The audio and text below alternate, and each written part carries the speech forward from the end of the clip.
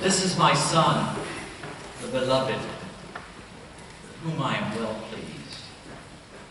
Listen to him. Listen to him.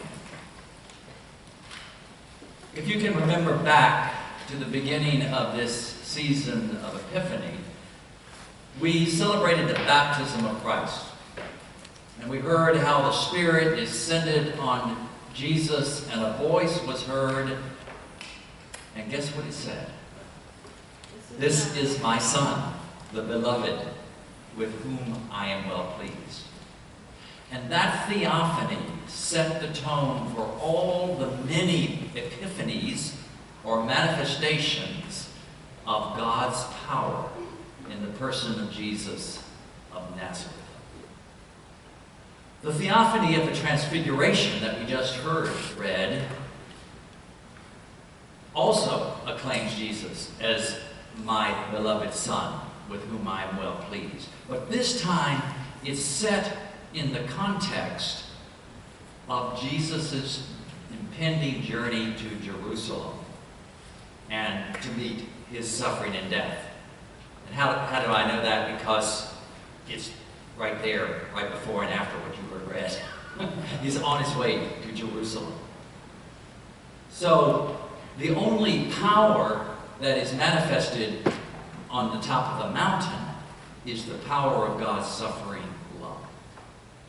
And it's so important for Jesus' closest friends and disciples to see the radiant glory of God, not only in the miracles and the healings of Jesus, but in the agony and shame of the cross.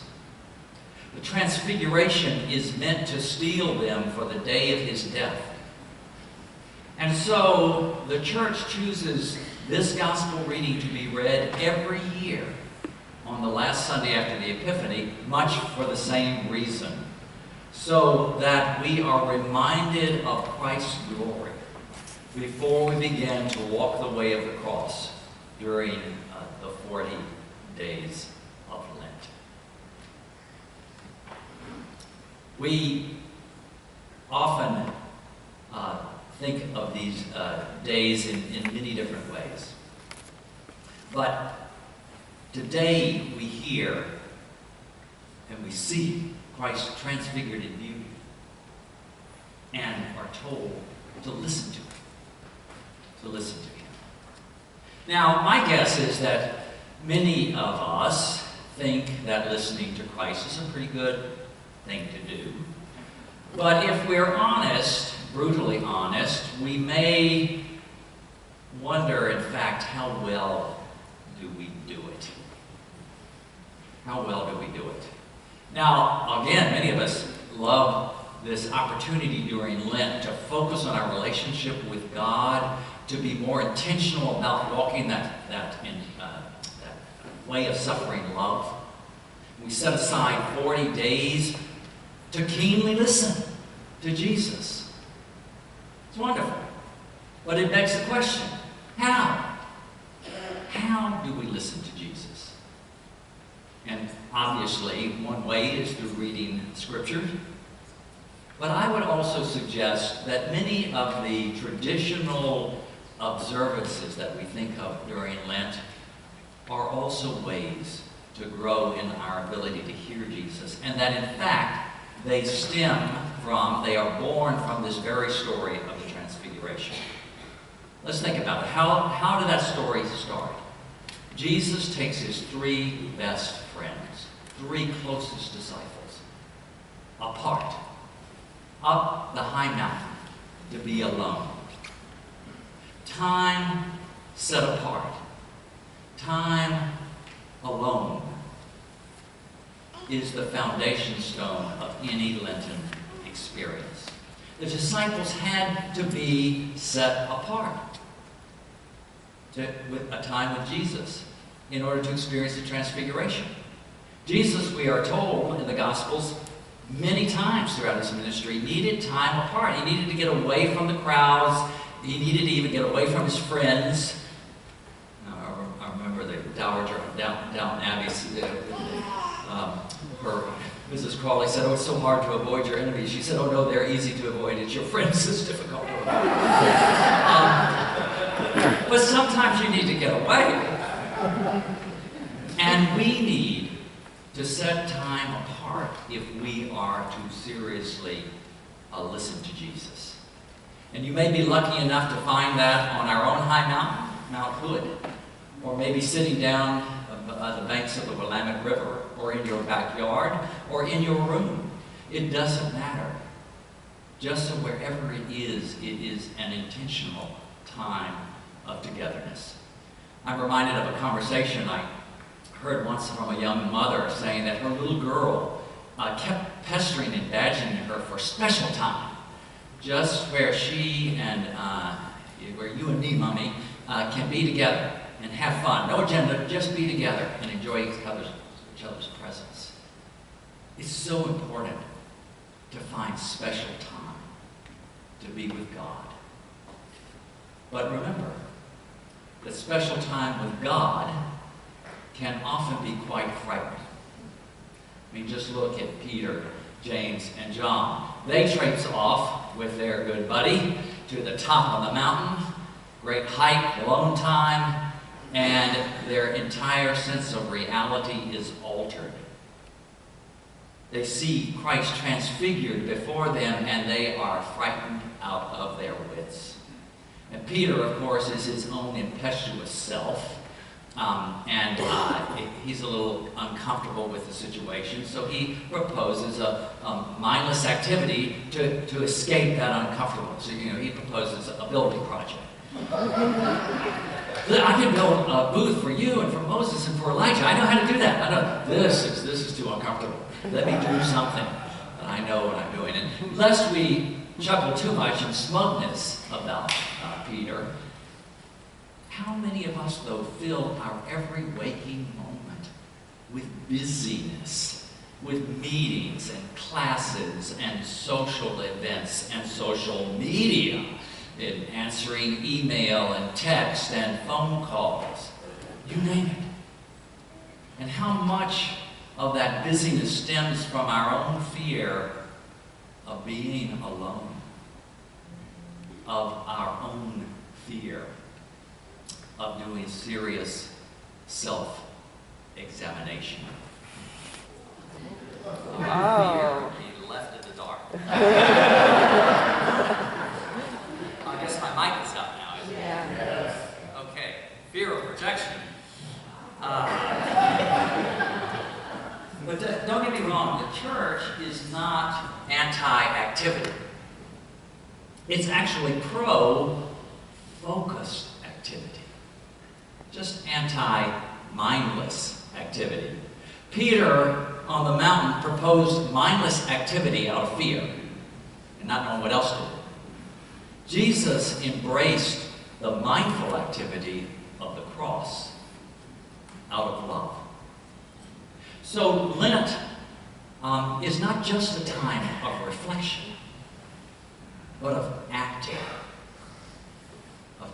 So the thing to remember with whatever we do, whatever actions we take, whether it's foregoing some dietary delight or volunteering our time to work in some way for peace and justice in the world, or giving more generously to some good cause, whatever it is, we are called to enter that and be engaged in that mindfully out of love, not mindlessly out of fear or guilt, or, oh, I gotta give something up for Lent. That's the mindlessness of it. Now, if we focus on this mindful activity, then we can be ready to follow Jesus to Jerusalem and to hear what he says and to see what he does. And then lastly in that story, we're told that the cloud overshadowed them and a voice came out of the cloud. Now, I know most of us, the cloud is where we store our vital information and so on.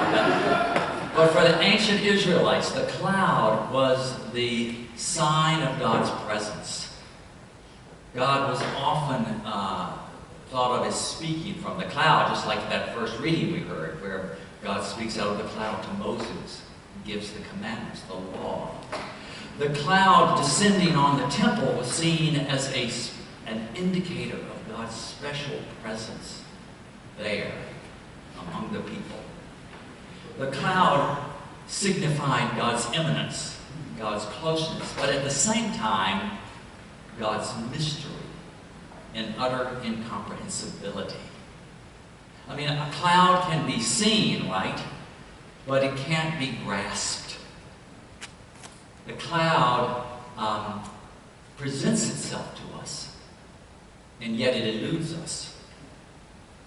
So a great medieval mystic once wrote about the cloud of unknowing, and I've loved that phrase.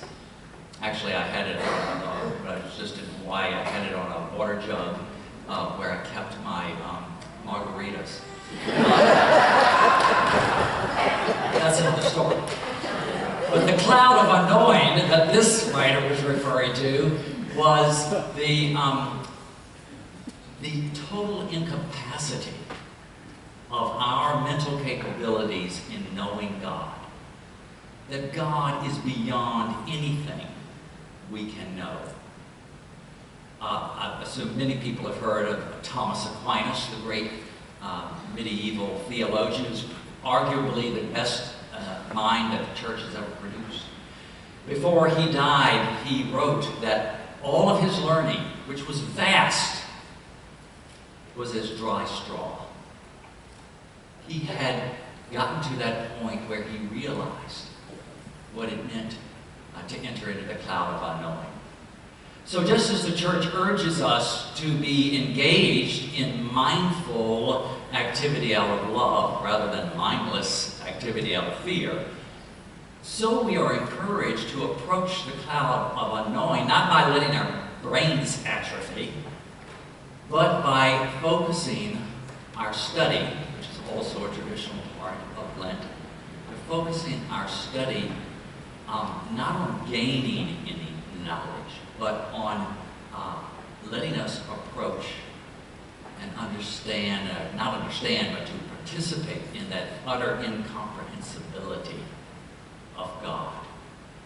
To approach the cloud of unknowing, which is a path always to death and new life. So, if the church experiences Lent as austere, which some may feel, we want to see flowers on the altar, we want to say hallelujahs, all these things we don't do during Lent, might seem a little austere. If we experience it that way, we also experience it as renewing and invigorating. I like to say that the 40 days of Lent are not so much about breastfeeding and guilt as they are about spiritual ear washing.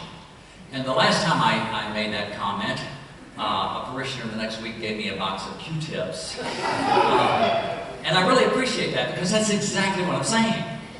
That Lent is a time to get rid of all that wax buildup that keeps us from hearing God, from listening to Jesus. And so, as we come to Wednesday and enter into this holy season of Lent, I urge you to be intentional about your practice. We should say discipline. That's where it's out. That's your practice. To be intentional about it. To find some special time, you and God, on a daily basis. It doesn't have to be long. Just be intentional. Let go of some mindless activity in your life and take on a focused activity out of love. And let your spiritual study not be about getting smarter, gaining knowledge, but opening you up to that wonderful cloud of unknowing. And that cloud will take your special time and your works of mercy and your spiritual study, and it will transfigure them. And it will transfigure us and from that cloud we will hear a voice say, "This is my beloved child."